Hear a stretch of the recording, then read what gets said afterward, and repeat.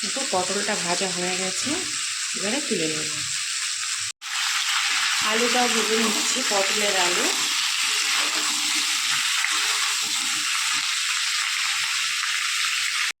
এখানে রয়েছে চিংড়ি মাছ, 500 চিংড়ি নিয়ে এসেছি। আমি অতটা কাটবো না, সময় হবে না।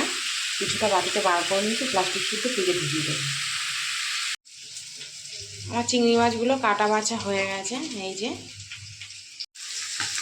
চিংড়ি মাছটা ভেজে নিচ্ছি।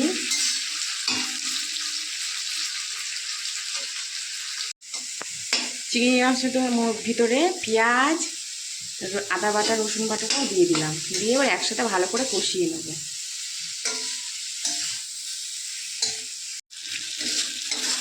দেখো মশলাটা কষানো হয়ে গেছে।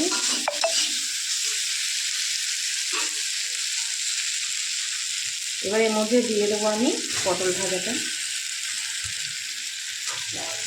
দিয়ে ভালো করে আবার কষিয়ে নেব।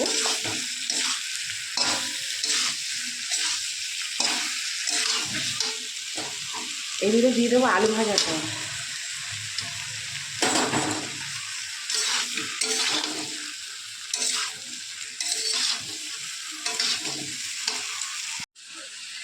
পটল চিংড়ি এই যে কষাচ্ছি, এর মধ্যে দিয়ে দেবো আমি একটু টক দই।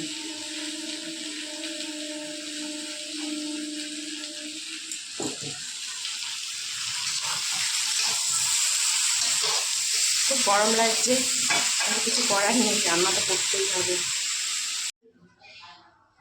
জল দিয়ে দিলাম, এবার ফুটবে। গরম মশলা আর ভাজা জিরের গুঁড়ো দিয়ে নামিয়ে দেবো।